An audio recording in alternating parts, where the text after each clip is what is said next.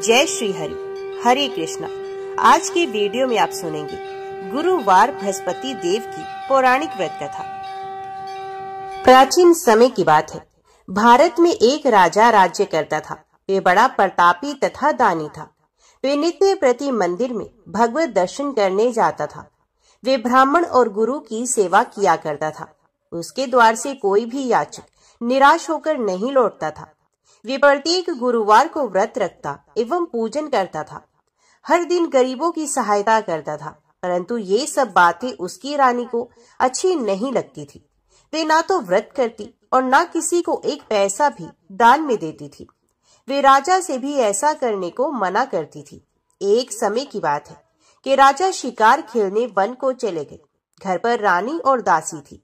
उस समय भगवान बृहस्पति देव साधु का वेश धारण कर राजा के दरवाजे पर भिक्षा मांगने के लिए आए।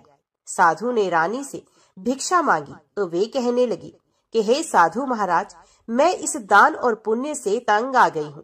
इस कार्य के लिए तो मेरे पति देव ही बहुत है। अब आप ऐसी कृपा करें कि ये सारा धन नष्ट हो जाए तथा मैं आराम से रह सकूं। साधु रूपी बृहस्पति देव ने कहा कि हे देवी, तुम बड़ी विचित्र हो। संतान और धन से कोई दुखी नहीं होता है, इसको सभी चाहते हैं। पापी भी पुत्र और धन की इच्छा रखता है। अगर तुम्हारे पास धन अधिक है तो भूखे मनुष्यों को भोजन कराओ, पियाओ लगवाओ, ब्राह्मणों को दान दो, धर्मशालाएं बनवाओ, कुआं, तालाब, बावड़ी, बाग बगीचे आदि का निर्माण करवा दो तथा निर्धन की कुंवारी कन्याओं का विवाह करवा दो। साथ ही यज्ञ आदि क्रम करो। इस प्रकार के कर्मों से आपके कुल का और आपका नाम परलोक में भी सार्थक होगा एवं तुम्हें भी स्वर्ग की प्राप्ति होगी। परंतु रानी साधु की इन बातों से खुश ना हुई। उसने कहा, हे साधु महाराज, मुझे ऐसे धन की आवश्यकता नहीं जिसको मैं अन्य लोगों को दान देती फिरूं तथा जिसको रखने और संभालने में ही मेरा सारा समय नष्ट हो जाए। साधु ने कहा, हे देवी, यदि तुम्हारी ऐसी ही इच्छा है तो जैसा मैं तुम्हें बताता हूँ तुम वैसा ही करना। बृहस्पतिवार के दिन घर आंगन को गोबर से लिपना, अपने केशों को पीली मिट्टी से धोना, केशों को धोते समय स्नान करना, राजा से कहना कि वे हजामत करवाए, भोजन में मांस मदिरा खाना, कपड़े धोबी के यहाँ धुलने देना। इस प्रकार 7 बृहस्पतिवार करने से तुम्हारा सारा धन नष्ट हो जाएगा। ये कहकर साधु महाराज रूपी बृहस्पति देव अंतर ध्यान हो गए। रानी ने साधु के कहने के अनुसार 7 बृहस्पतिवार तक वैसा ही करने का विचार किया। साधु के बताए अनुसार कार्य करते हुए केवल 3 बृहस्पतिवार ही बीते थे कि उसकी समस्त धन संपत्ति नष्ट हो गई। भोजन के लिए दोनों समय परिवार तरसने लगा तथा सांसारिक भोगों से दुखी रहने लगे। तब राजा रानी से कहने लगा कि हे रानी, तुम यहाँ पर रहो, मैं दूसरे देश को जाता हूँ, क्योंकि यहाँ पर मुझे सभी मनुष्य जानते हैं, इसलिए मैं यहाँ पर कोई काम नहीं कर सकता। मैं परदेश जा रहा हूँ, वहाँ कोई काम धंधा कर लूंगा, शायद हमारे भाग्य बदल जाए। ऐसा कहकर राजा परदेश चला गया। वे वहाँ जंगल से लकड़ी काट कर लाता और शहर में बेचता। इस तरह जीवन व्यतीत करने लगा। इधर राजा के बिना रानी और दासी दुखी रहने लगी। किसी दिन एक समय भोजन मिलता और किसी दिन जल पीकर ही रह जाती।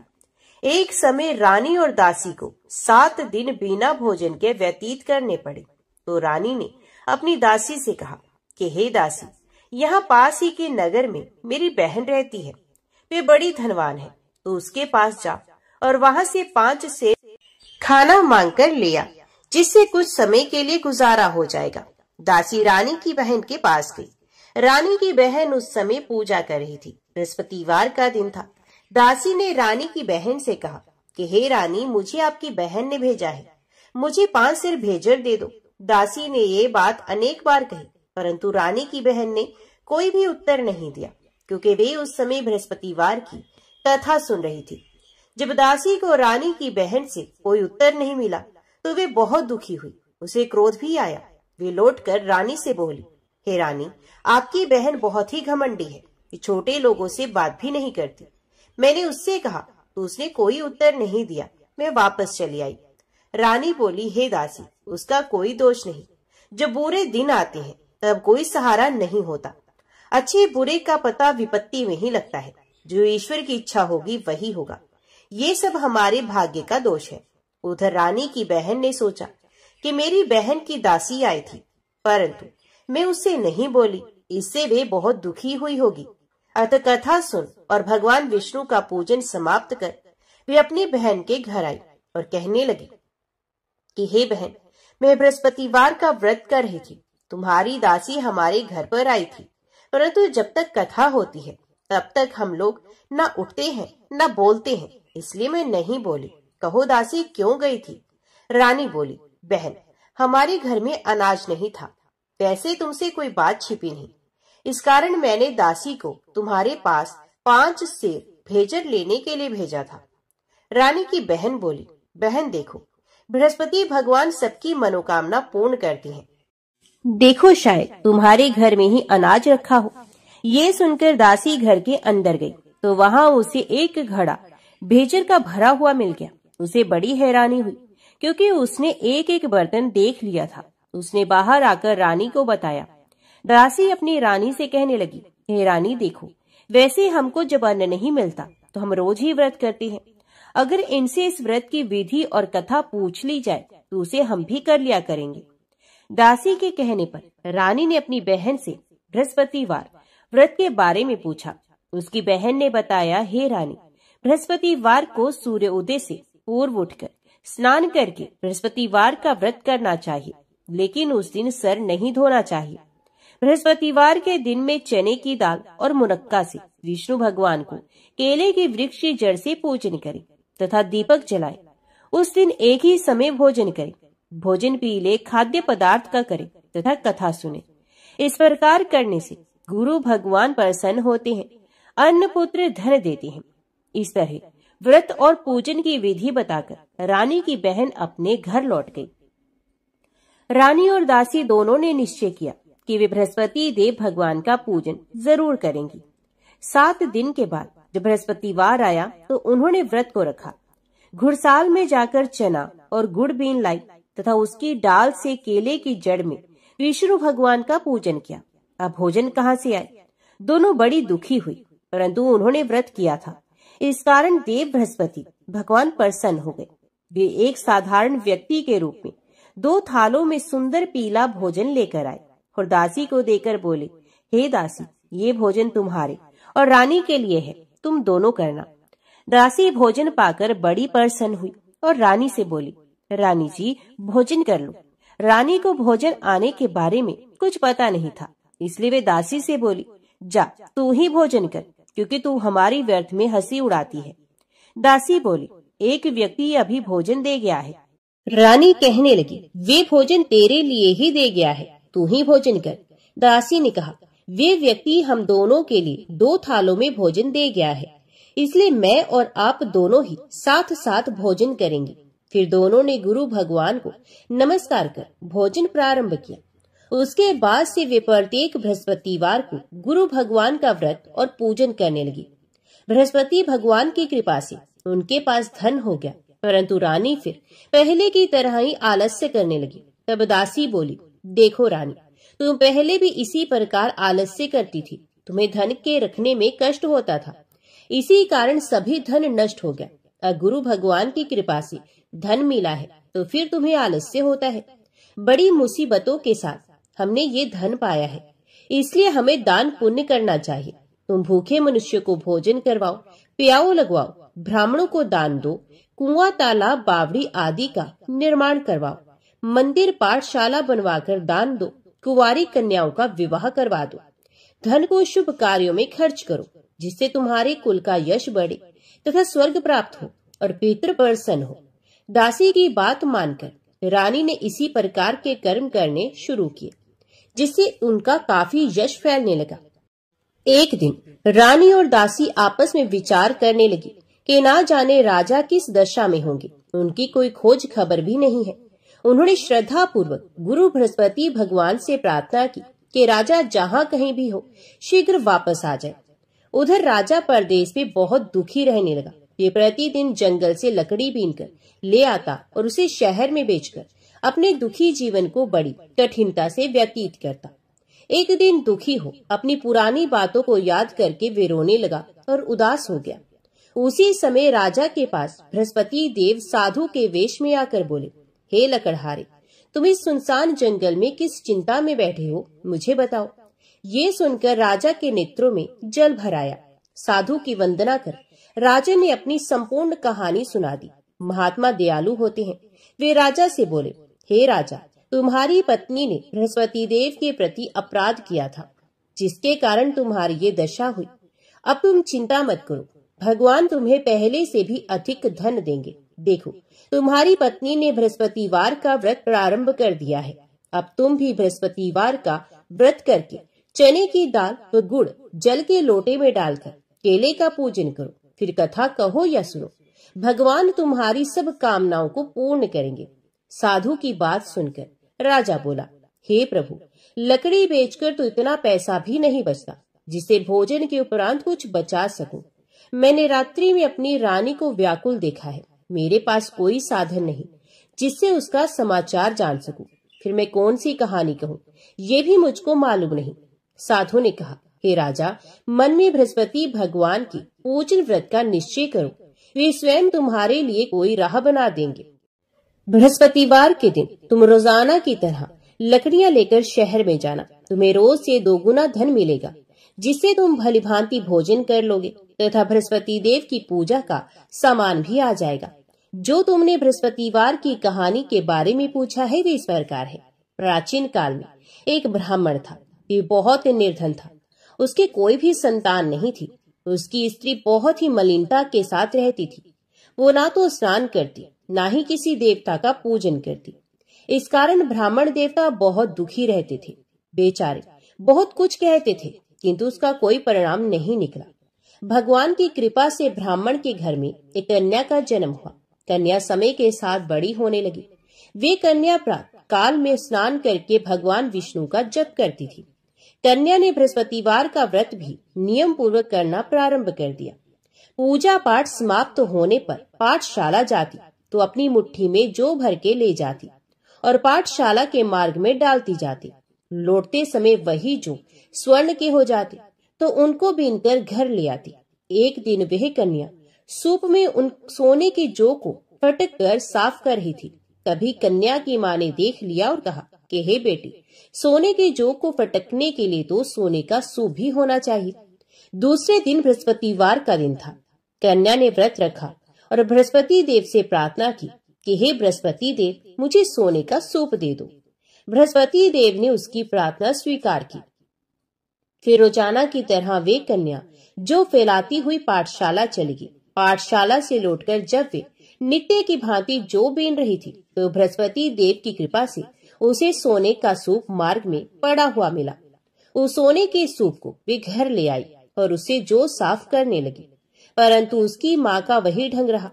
एक दिन की बात है, जब कन्या सोने के सूप में जो साफ कर रही थी, उसी समय जिस नगर में कन्या और उसका परिवार रहता था, उसी नगर का राजकुमार उसके घर के पास से निकला। कन्या के रंग और रूप को देखकर वे कन्या पर मोहित हो गया। जब वह अपने राजमहल में आया तो वह बहुत उदास हो गया, बिना भोजन किए ही लेट गया। राजा को जब राजकुमार द्वारा अन्न जल त्यागने का समाचार ज्ञात हुआ, अपने मंत्रियों के साथ वे राजकुमार के पास गया और पूछा कि हे पुत्र, तुम्हें किस बात का दुख है और तुमने भोजन क्यों त्याग दिया है? राजकुमार ने कहा कि हे पिताश्री, मुझे किसी बात का दुख नहीं, परंतु मैं उस लड़की से विवाह करना चाहता हूँ जो सोने के सूप में सोने के जौ साफ कर रही थी। राजा ने कहा कि राजकुमार, आप उस कन्या का नाम और पता बताओ, मैं निश्चित रूप से तुम्हारा विवाह उसी कन्या से करवा दूंगा। राजकुमार ने राजा को उस लड़की के घर का पता बता दिया। मंत्री उस लड़की के घर गया। मंत्री ने ब्राह्मण के समक्ष राजा की ओर से निवेदन किया। कुछ ही दिन के बाद ब्राह्मण की कन्या का विवाह राजकुमार के साथ संपन्न हो गया।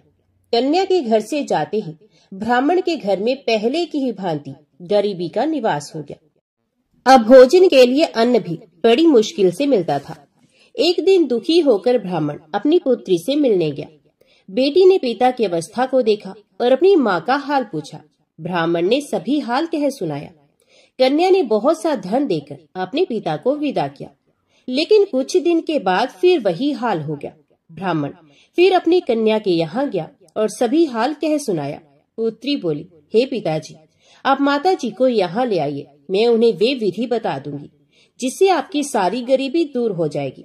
ब्राह्मण देवता अपनी स्त्री को साथ लेकर अपनी पुत्री के पास राजमहल में पहुंचे तो पुत्री अपनी माँ को समझाने लगी कि हे माँ, तुम प्रातः काल स्नान आदि करके भगवान विष्णु की पूजा करो तो घर की सब दरिद्रता और कष्ट दूर हो जाएंगे। परंतु उसकी माँ ने उसकी एक भी बात नहीं मानी। वे पहले की ही तरह प्रातः काल उठकर अपनी पुत्री की बची जूठन को खा लेती थी। एक दिन उसकी पुत्री को बहुत गुस्सा आया। उसने अपनी माँ को एक कोठरी में बंद कर दिया। प्रातः काल में अपनी माँ को कोठरी से बाहर निकालकर स्नान आदि के द्वारा पूजा पाठ करवाया तो उसकी माँ की बुद्धि ठीक हुई। इसके बाद उसकी माँ भी नियम से नित्य पूजा पाठ करने लगी और प्रत्येक बृहस्पतिवार को व्रत करने लगी। इस व्रत के प्रभाव से मृत्यु के बाद वे स्वर्ग को गई। ये ब्राह्मण भी सुख पूर्वक इस लोक का सुख भोग कर स्वर्ग को प्राप्त हुआ। इस तरह कहानी कहकर साधु बने देवता वहां से अंतर ध्यान हो गए। धीरे धीरे समय व्यतीत होने पर फिर बृहस्पतिवार का दिन आया। राजा जंगल से लकड़ी काटकर शहर में बेचने गया। उसे उस दिन और दिनों से अधिक धन मिला। लकड़हारा बने राजा ने चना गुड़ आदि लाकर बृहस्पतिवार का व्रत किया। उस दिन से उसके सभी कलेश दूर हो गए। परंतु जब अगले बृहस्पतिवार का दिन आया तो लकड़हारा बना राजा बृहस्पतिवार का व्रत करना भूल गया। इस कारण बृहस्पति भगवान नाराज हो गए। उस दिन उस नगर के राजा ने विशाल यज्ञ का आयोजन किया था तथा अपने समस्त राज्य में घोषणा करवा दी कि सभी राजमहल में भोजन करने आए, कोई अपने घर में खाने के लिए चूल्हा ना जलाए। इस आज्ञा को जो नहीं मानेगा उसको फांसी दे दी जाएगी। राजा की आज्ञा अनुसार राज्य के सभी वासी राजा के भोज में सम्मिलित हुए, लेकिन लकड़हारा कुछ देर से पहुंचा, इसलिए राजा उसको अपने साथ महल में ले गए। जब राजा लकड़हारे को भोजन करा रहे थे तो रानी की दृष्टि उस खूंटी पर पड़ी जिस पर रानी का हार लटका हुआ था। उसे हार खूंटी पर लटका दिखाई नहीं दिया। रानी को निश्चय हो गया कि मेरा हार इस लकड़हारे ने चुराया है। उसी समय सैनिक बुलवाकर लकड़हारे को जेल में डलवा दिया गया। लकड़हारा जेल में विचार करने लगा कि ना जाने कौन से पूर्व जन्म के कर्म से मुझे ये दुख प्राप्त हुआ, और जंगल में मिले उस साधु को याद करने लगा। उसी समय बृहस्पति देव साधु के रूप में प्रकट हो गए और कहने लगे, अरे मूर्ख, तुमने बृहस्पति देव का व्रत और पूजा नहीं की और सुख में उन्हें भूल गए, इसी कारण तुझे ये दुख प्राप्त हुआ। अब चिंता मत कर, बृहस्पतिवार के दिन जेल खाने के दरवाजे पर तुझे 4 पैसे पड़े मिलेंगे। उनसे तुम बृहस्पतिवार की पूजा करना तो तुम्हारे सभी कष्ट दूर हो जाएंगे। अगले बृहस्पतिवार उसी जेल के दरवाजे पर 4 पैसे पड़े मिले। राजा ने पूजा का सामान मंगवाकर कथा कही और प्रसाद बांटा। उसी रात्रि में बृहस्पति देव ने उस नगर के राजा के स्वप्न में आकर उससे कहा, हे राजा, तूने जिसे जेल में बंद किया है उसे कल छोड़ देना, वे निर्दोष है। राजा प्रातःकाल उठा और खूंटी पर हार टंगा देकर लकड़हारे को बुलाकर उस लकड़हारे से क्षमा मांगी और लकड़हारे बने राजा के योग्य सुंदर वस्त्र आभूषण भेंट कर उसे विदा किया। उस साधु की आज्ञा अनुसार राजा अपने नगर को चला गया। राजा जब नगर के निकट पहुंचा उसे बड़ा ही आश्चर्य हुआ। नगर में पहले से अधिक बाग, तालाब, कुएं और बहुत सी धर्मशालाएं, मंदिर आदि बने हुए थे। राजा ने नगर के एक व्यक्ति से पूछा कि ये किसका बाग और धर्मशाला है। तब नगर के उस व्यक्ति ने बताया, ये सब इस राज्य की रानी और दासी द्वारा बनाए गए हैं।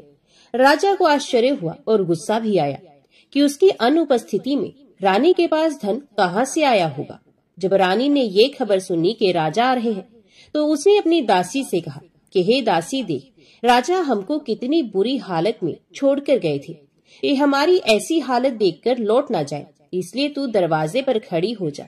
रानी की आज्ञा अनुसार दासी दरवाजे पर खड़ी हो गई और जब राजा आए तो उन्हें अपने साथ महल में ले आई। तब राजा ने क्रोध करके अपनी तलवार निकाली और पूछने लगा, बताओ ये धन तुम्हें कैसे प्राप्त हुआ। तब रानी ने सारी कथा कह सुनाई। राजा ने निश्चय किया कि मैं रोजाना दिन में 3 बार कहानी कहा करूंगा और रोज व्रत किया करूंगा। अब हर समय राजा के दुपट्टे में चने की दाल बंधी रहती तथा दिन में 3 बार कथा कहता। एक रोज राजा ने विचार किया कि चलो अपनी बहन के यहाँ हुआ। इस तरह का निश्चय कर राजा घोड़े पर सवार हो अपनी बहन के यहाँ चल दिया। मार्ग में उसने देखा कि कुछ आदमी एक मुर्दे को लिए जा रहे हैं। उन्हें रोककर राजा कहने लगा, अरे भैया, मेरी बृहस्पतिवार की कथा सुन लो। वे लोग बोले, लो, हमारा तो आदमी मर गया है, इसको अपनी कथा की पड़ी है। परंतु कुछ आदमी बोले, अच्छा कहो, हम तुम्हारी कथा भी सुनेंगे। राजा ने दाल निकाली और कथा कहना शुरू किया। जब कथा आधी हुई तो मुर्दा हिलने लगा और जब कथा समाप्त हुई तो राम राम करके वे मुर्दा खड़ा हो गया। राजा आगे बढ़ा। उसे चलते चलते शाम हो गई। आगे मार्ग में उसे एक किसान खेत में हल चलाता मिला। राजा ने उससे कथा सुनने का आग्रह किया, लेकिन वे नहीं माना। राजा आगे चल पड़ा। राजा के हटते ही बैल पछाड़ खाकर गिर गए तथा किसान के पेट में बहुत जोर से दर्द होने लगा। उसी समय किसान की माँ रोटी लेकर आई। उसने जब देखा तो अपने पुत्र से सब हाल पूछा।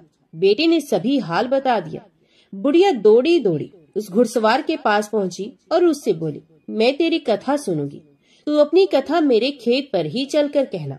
राजा ने लौटकर बुढ़िया के खेत पर जाकर कथा कही, जिसके सुनते ही बैल खड़े हो गए तथा किसान के पेट का दर्द भी बंद हो गया।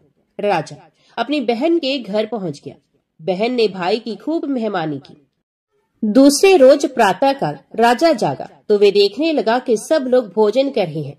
राजा ने अपनी बहन से जब पूछा, ऐसा कोई मनुष्य है जिसने भोजन ना किया हो, जो मेरी बृहस्पतिवार की कथा सुन ले? बहन बोली, हे भैया, ये देश ऐसा ही है। यहाँ लोग पहले भोजन करते हैं, बाद में कोई अन्य काम करते हैं। फिर एक कुम्हार के घर में गई जिसका लड़का बीमार था। उसे मालूम हुआ कि उसके यहाँ 3 दिन से किसी ने भोजन नहीं किया है। रानी ने अपने भाई की कथा सुनने के लिए कुम्हार से कहा। वे तैयार हो गया। राजा ने जाकर बृहस्पतिवार की कथा कही, जिसको सुनकर उसका लड़का ठीक हो गया। अब तो राजा की पूरे राज्य में प्रशंसा होने लगी। एक दिन राजा ने अपनी बहन से कहा कि हे बहन, मैं अब अपने घर जाऊंगा, तुम भी तैयार हो जाओ। राजा की बहन ने अपनी सास से अपने भाई के साथ जाने की आज्ञा मांगी। सास बोली, हाँ चली जा, मगर अपने लड़कों को मत ले जाना, क्योंकि तेरे भाई की कोई संतान नहीं होती। बहन ने अपने भाई से कहा, हे भैया, मैं तो चलूंगी, मगर कोई बालक नहीं जाएगा। अपनी बहन को भी छोड़कर दुखी मन से राजा अपने नगर को लौट आया। राजा ने अपनी रानी से सारी कथा बताई और बिना भोजन किए पिछैया पर लेट गया। रानी बोली, हे प्रभु, बृहस्पति देव ने हमें सब कुछ दिया है, ये हमें संतान भी अवश्य देंगे।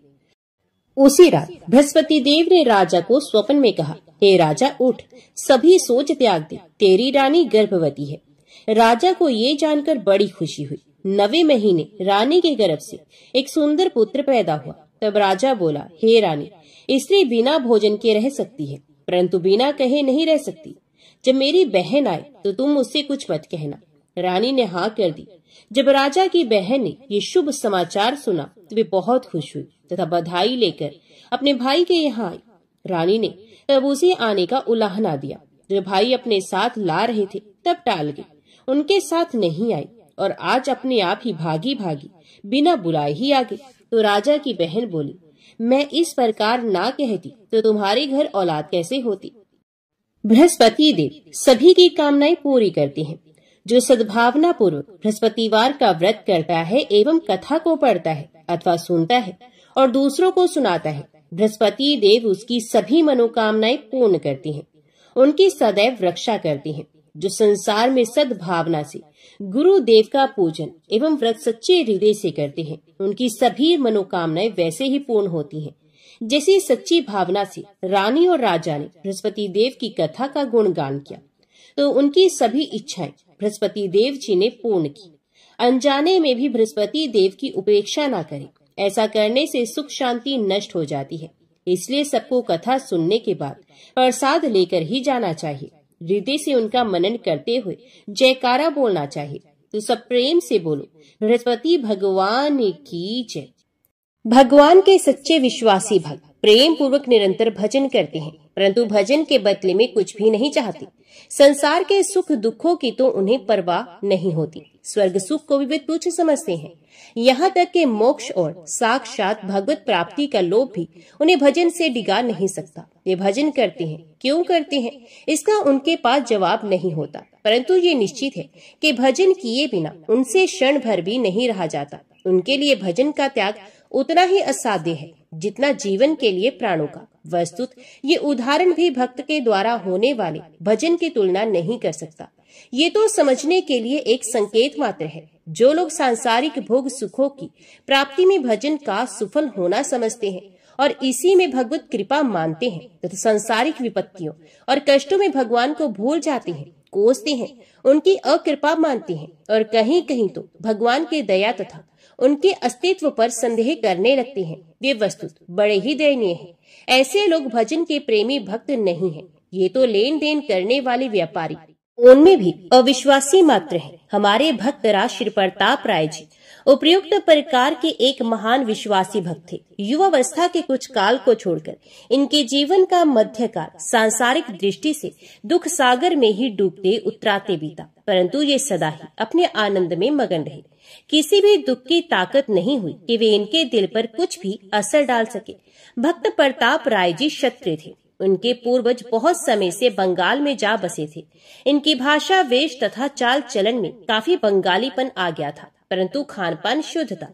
श्री गोपाल जी की भक्ति तो इनकी मानो बपोती थी। चारों ओर आमिष भोजी शक्ति उपासकों से घिरे रहने पर भी इनके परिवार में वैष्णवता का मानो अखंड एक क्षत्र साम्राज्य था। पश्चिम बंगाल के हरसोला नामक गांव में ये रहते थे। इनके पिता का नाम भानु राय और माता का नाम कुसुमी था। दोनों बड़े ही धार्मिक और भक्त थे।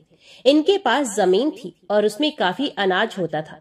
पशुधन भी पर्याप्त था। कुछ महाजनिकन काम करते थे। उचित ब्याज पर आसपास के गांव वालों को रुपए दिया करते थे। अपनी स्थिति में ये मस्त थे। घर की आवश्यकता के अनुसार इनको किसी बात की कमी नहीं थी। प्रताप राय इस भगवान दंपत्ति के एकमात्र लाडले पुत्र थे। माता पिता ही संतान के सबसे पहले गुरु होते हैं। बच्चों का दुलार तो अवश्य ही करना चाहिए, परंतु ऐसा नहीं करना चाहिए जिससे उनमें बुरी आदत पड़े और आगे चलकर उसका बुरा फल उन्हें भोगना पड़े। प्रताप राय के माता पिता इस विषय में बड़े सावधान थे। 2 बहनों के बीच में प्रताप एक ही लड़के थे। माता पिता के हृदय के परम धन थे, परंतु उन्होंने उनमें एक भी बुरी आदत नहीं पड़ने दी। माता पिता के शिक्षा के प्रभाव से वे सवेरे उठते, भगवान का स्मरण करते, माता पिता के चरणों में प्रणाम करते, नहा धोकर तुलसी का पौधा सींचते, घर में ठाकुर जी के दर्शन करते, कुछ जप करते, तब सवेरे का व्यालू करते, सबसे मीठा और विनय के साथ बोलते, हठ नहीं करते, माता पिता के सामने कभी नहीं बोलते। प्रताप जैसे देखने में सुंदर थे, वैसे ही बल्कि उससे कहीं अधिक हृदय से और बर्ताव में सुंदर थे। उनसे जो एक बार बात कर लेता वही मुग्ध हो जाता। माता पिता ने प्रताप में कष्ट सहने की भी आदत डाली थी। धूप वर्षा सहना, जाड़े में बिना कपड़े के रह जाना, हाथ से सब काम कर लेना, बहनों से ईर्ष्या ना करना, कपड़े गहने के लिए कभी ना ललचाना, बहुत सादे और मोटे कपड़े पहनने में आनंद मानना, जीभ के स्वाद और शरीर की सजावट से घृणा करना, शौकीनी बिल्कुल ना जानना और किसी भी काम के करने में ना लजाना उनके खास गुण थे।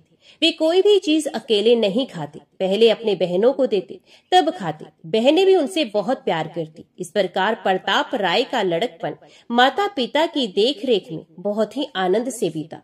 प्रताप राय की बड़ी बहन का नाम लक्ष्मी था और छोटी का नाम माधवी। लक्ष्मी का विवाह तो पहले ही कर दिया गया था। प्रताप राय का विवाह 13 साल की उम्र में और माधवी का 11 साल की उम्र में कर दिया गया था। दोनों को विवाह 5-7 दिनों के अंतर से एक ही साथ हुए। प्रताप राय के विवाह के बाद 10 साल तक भानु राय जीवित रहे। इसी बीच में घर का सब काम प्रताप राय करने लगे। प्रताप राय के एक पुत्र भी हो गया। प्रताप राय जब 23 वर्ष के हुए तब पिता भानु राय का देहांत हो गया। पिता की मृत्यु से यद्यपि प्रताप राय के सर का छत्र ही टूट गया, परंतु उनकी विलक्षण विषय विरक्ति तथा भक्ति निष्ठा ने उनको दुखी होने नहीं दिया। उन्होंने सोचा, संसार में स्थिर क्या है, जो जन्मा उसकी मृत्यु अवश्यंभावी है। संसार के सभी संयोग वियोग को साथ लिए ही आते हैं। आत्मा अमर है, कभी मरता नहीं, और अनित्य तथा क्षणभंगुर शरीर स्थायी रहता नहीं। फिर चिंता किस बात की। पिताजी भगवान के भक्त थे। भगवान का नाम जप करते करते पिताजी ने इतनी आसानी से शरीर छोड़ दिया मानो अंग से सूखे फूलों की माला उतार दी हो। उन्हें कोई कष्ट हुआ ही नहीं। मरने में कष्ट तो उनको होता है जिनका मन भोगों में फंसा होता है, जो भगवान के दयापूर्ण विधान में विश्वास नहीं करते तथा जो देह को ही आत्मा मानते हैं। पिताजी तो भगवान के अत्यंत विश्वासी भक्त थे तथा आत्मनिष्ठ थे। उन्हें मरण क्लेश क्यों होने लगा। वे भगवान के धाम में पधारे हैं, इसमें उन्हें बड़ा आनंद प्राप्त हुआ होगा। उनके इस आनंद से सर्वार्थवश द्वेष करके मैं क्यों अपनी नीचता प्रकट करूं। इस प्रकार के विचारों से प्रताप राय ने पितृ वियोग की महान दुख को सहज ही सह लिया। अब घर परिवार का सारा भार प्रताप राय पर आ पड़ा। वे घर का सब काम करते थे, परंतु जैसे भोगासक्त विषयी मनुष्य का चित्त निरंतर निष्कपट भाव में विश्व में लगा रहता है, वैसा ही उनका चित्त सदा सर्वदा श्री भगवान के स्वरूप चिंतन में लगा रहता था। वे चंपा के बगीचे में चंचरीक की तरह निर्लिप्त भाव से सब काम करते थे। कुछ समय बाद माता कुसुमी का भी ध्यान हो गया। दिन रात माता की सेवा में लगे रहने वाले प्रताप राय ने मंगल में भगवान का विधान मानकर मातृ वियोग के कष्ट को भी सहर्ष सहन कर लिया। अब उनके जीवन में नित्य नए नए संकट आने लगे, मानो भगवान उनकी विशुद्ध भक्ति की बड़ी कड़ी परीक्षा ले रहे हो। परंतु जैसे सोना तपाए जाने पर और भी खरा हो जाता है, वैसे ही कष्टों से तप तप कर उनका भक्ति रूपी स्वर्ण अधिकाधिक निर्मल, उज्जवल और महान उच्च श्रेणी का होने लगा। कुछ वर्षों बाद प्रताप राय के एकमात्र पुत्र दीनबंधु राय का भी 12 वर्ष की उम्र में देहांत हो गया। पुत्र की मृत्यु के समय प्रताप राय और उनकी पतिव्रता पत्नी मालती ने जिस धैर्य, भगवत निष्ठा तथा कर्तव्य परायणा का परिचय दिया, ये सर्वथा स्तुत्य है। दीनबंधु को सन्निपातिक ज्वर हो गया था। माता पिता ने यथासाध्य उसकी चिकित्सा कराई और भली भांति सेवा की। दोनों जने पुत्र की चारपाई के पास बैठे उसे दिन रात भगवान नाम और भगवान की लीला कथा सुनाते तथा उसके मन में संसार की असारता एवं भगवान की ही एकमात्र नित्य सत्ता का अनुभव कराने की चेष्टा करते। दिन रात की हरि चर्चा से मरणासन बालक दीनबंधु का चित्त जगत से हट गया और वे एकमात्र श्री भगवान में लग गया। इसी अवस्था में उसकी मृत्यु हो गई। यही तो वास्तविक आत्मीयता और सच्ची सेवा है। इकलौता लड़का था, परंतु भगवत विश्वासी प्रताप राय तथा मालती ने परस्पर विचार करके यही निश्चित किया, ये सब श्री भगवान की लीला है। भगवान ने इसे दिया था, इसके द्वारा अपनी सेवा कराने के लिए जब तक उनकी इच्छा रही इसके द्वारा सेवा करने का सौभाग्य उन्होंने हम लोगों को दिया। अब वे हमें दूसरी सेवा में नियुक्त करना चाहते हैं। इसमें चिंता की कौन सी बात है। संसार तो उनकी लीला स्थली है, फिर मृत्यु है भी क्या वस्तु। ये तो जीवन नाटक का एक पर्दा है, जिसके हुए बिना नाटक की शोभा होती ही नहीं। आत्मा मरता नहीं, शरीर रहता नहीं, मिलना बिछुड़ना, संबंध होना टूटना, ये सब इस खेल के अंग है। फिर रोना किस बात का। इस प्रकार निश्चय करके वे दोनों प्रसन्नता के साथ भगवान के भजन में लग गए। लोग उनकी स्थिति को देखकर चकित रह जाते।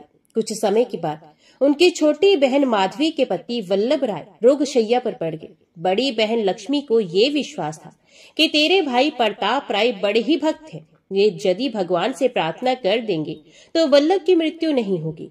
लक्ष्मी ने भाई को इसके लिए अनुरोध किया। प्रताप राय निष्काम भक्त थे। वे जानते थे कि भगवान की भक्ति करके बदले में कुछ चाहना भक्ति को बेचना है। जो लोग भक्ति के बदले में धन, पुत्र, मान, यश, जीवन आदि चाहते हैं, वे वस्तुतः भगवान की तथा उनकी भक्ति की महत्ता जानते ही नहीं।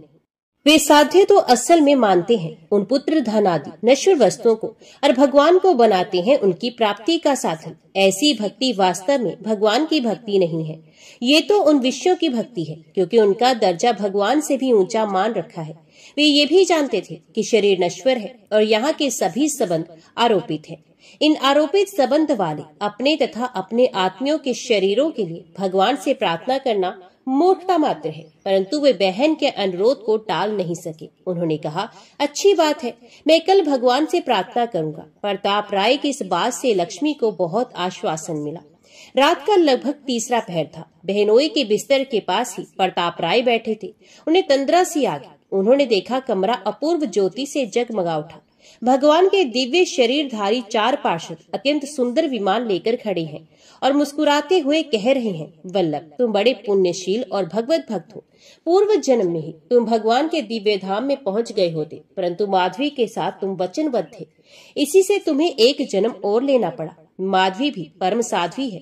तुम्हारे देह त्याग के बाद वे भी सती होकर तुम्हारे ही साथ भगवान के परम धाम में पहुंच जाएगी। परंतु मालूम होता है प्रताप राय इस विधान को पलटना चाहते हैं। ये तुम्हारे जीवन के लिए भगवान से प्रार्थना करने वाले हैं।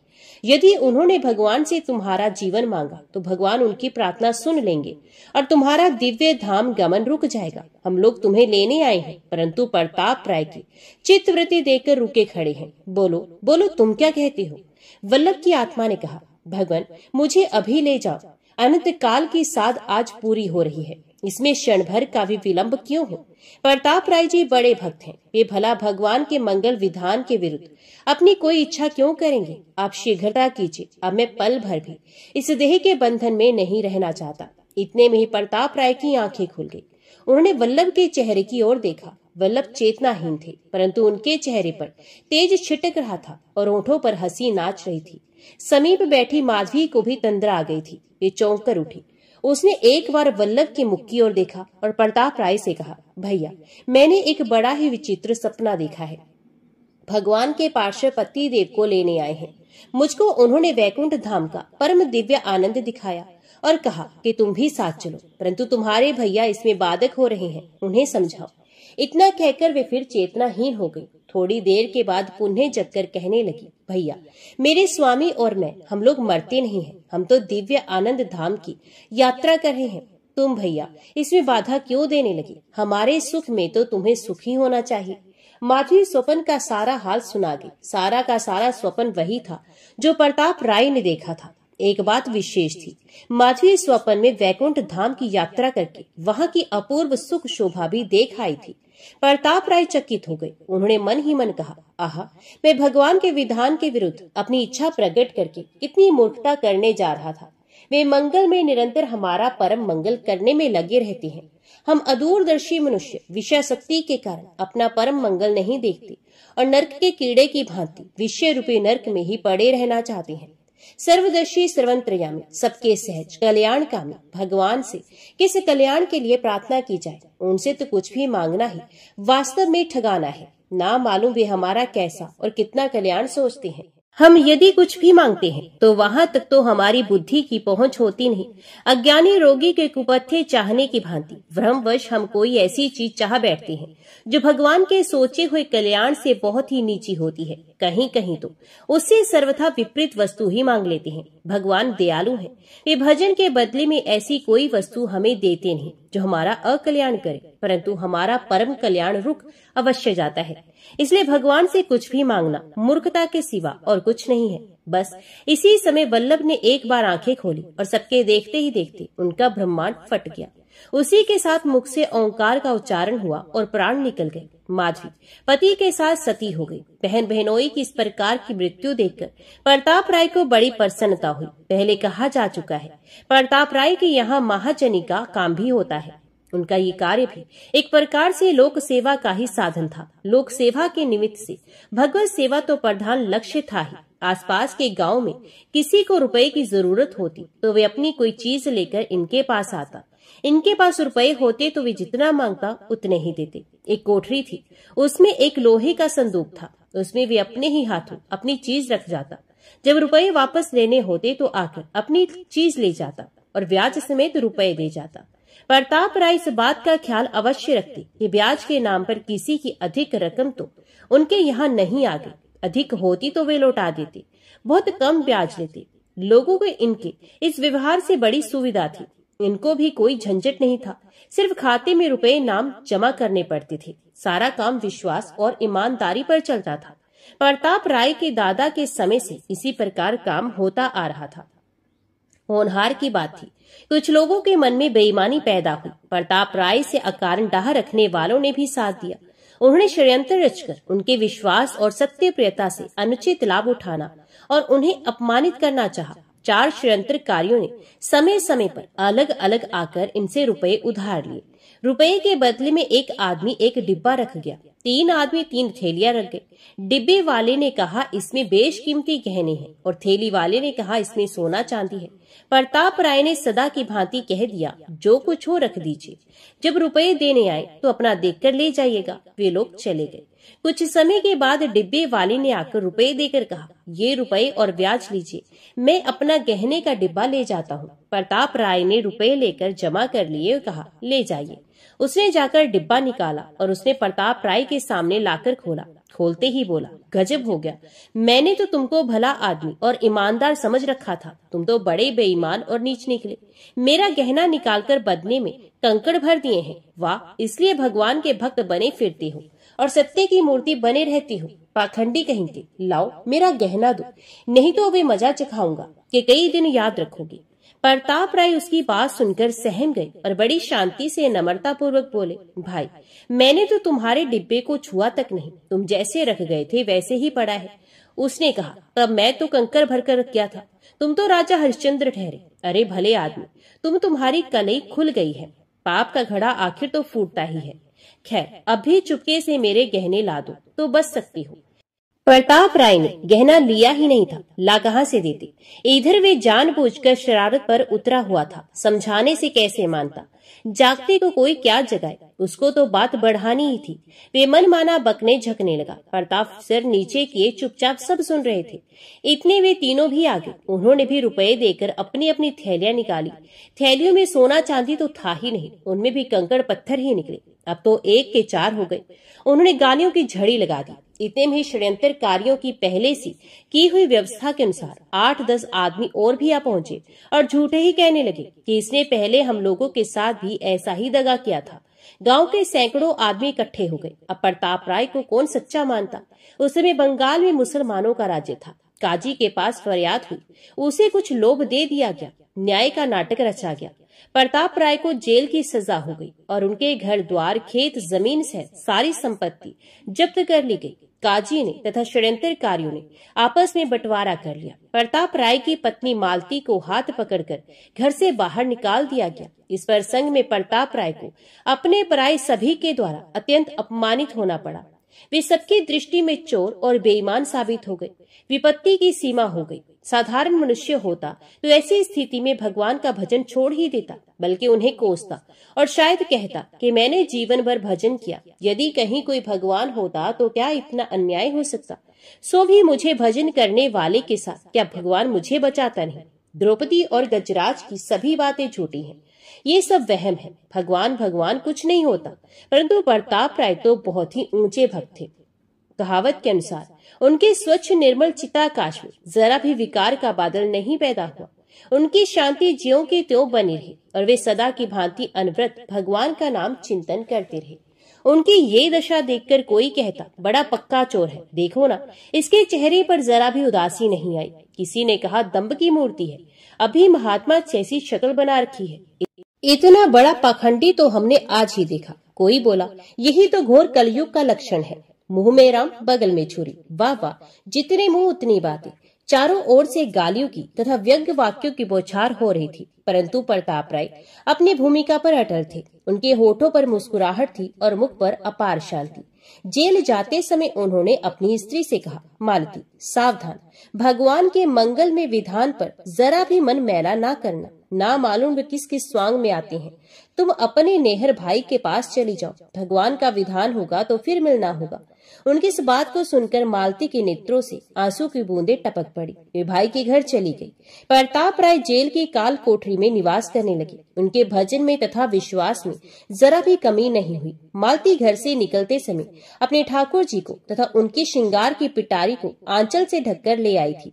ये बात लोगों को मालूम हो गई। इस समय तो बच्चे बूढ़े सभी इनके विरोधी हो रहे थे। जनता के मत का वास्तव में कोई मूल्य नहीं होता, ये तो हवा के साथ बदलने वाला हुआ करता है। गांव के जो लोग एक ही दिन पहले प्रताप राय को महान भक्त और सत्यवादी समझते थे, वे ही आज उसे परले सिरे का धूर्त और बेईमान बताने लगे। जब आंख बदलती है तब सब कुछ अपने आप ही बदला हुआ नजर आता है। किसी ने जाकर काजी से शिकायत कर दी। काजी तो तुला ही बैठा था, झट मालती को पकड़वा मंगवाया। ठाकुर जी के गहने छीन लिए गए और जपत जायदाद को चुराकर ले जाने के अपराध में मालती को भी जेल खाने में भेज दिया गया। जेल का दरोगा भला आदमी था, उसने मालती को प्रताप राय के ही साथ रखा। भगवान के विधान से मालती का जेल खाने में पहुंचना मालती और प्रताप दोनों के लिए सुखकर हो गया। दोनों मिलकर एक चित्त से श्री भगवान का भजन करने लगे। प्रताप राय का भाव बहुत ही प्रशंसनीय था। एक दिन रात के समय प्रताप राय भगवान की स्तुति कर रहे थे।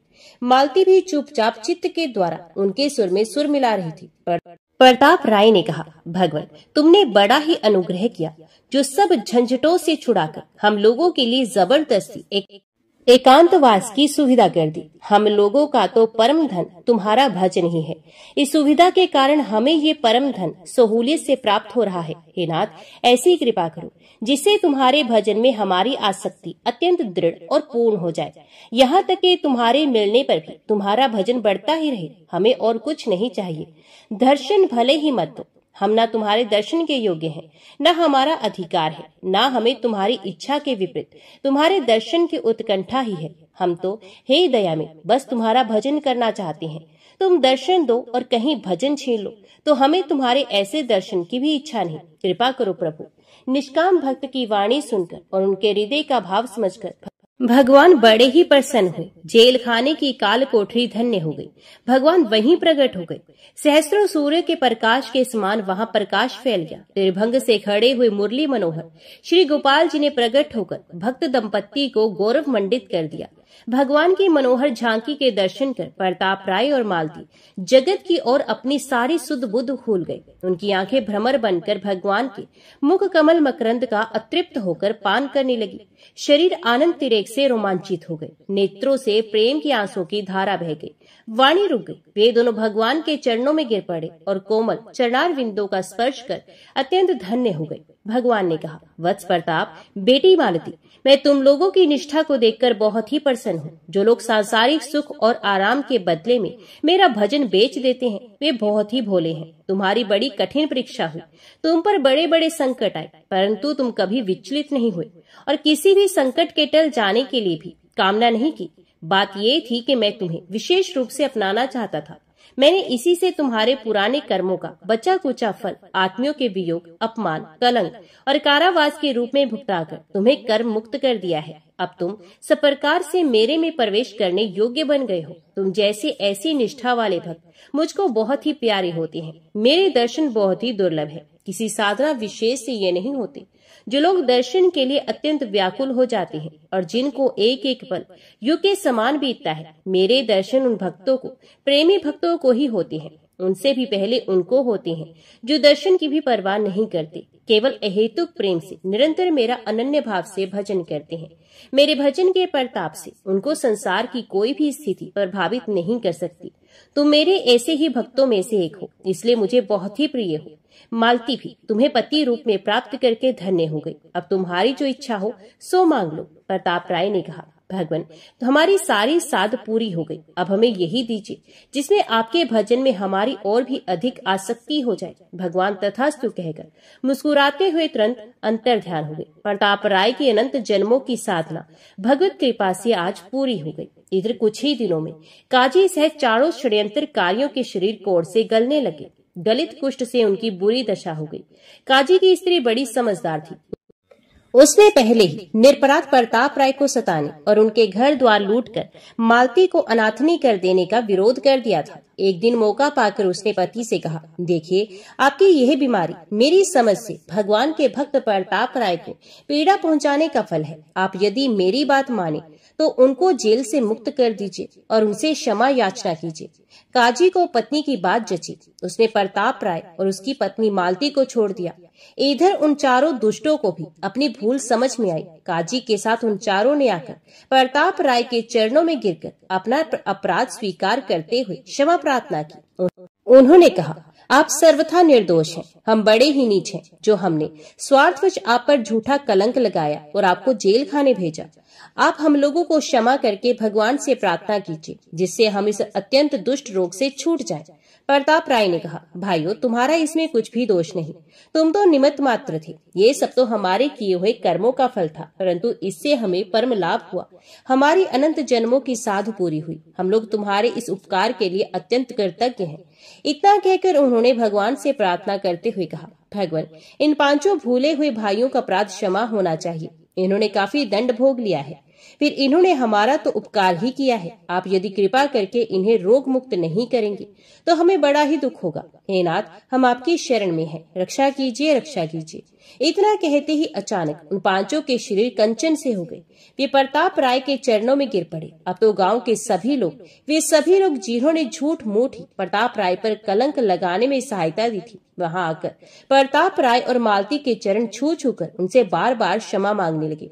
काजी ने उनकी जपत की हुई संपत्ति लौटा दी। प्रताप राय ने सारी संपत्ति गरीबों में बांट दी और दोनों स्त्री पुरुष संसार त्याग कर श्री धाम वृंदावन को चले गए। 30 साल वहां निरंतर भगवत भजन किया और फिर भगवान का नाम जपते जपते चित्त वृत्तियों को भली भांति भगवान में तल्लीन करके दोनों गोलोक को पधार गए। तो बोलो, भक्त और उनके भगवान की जय।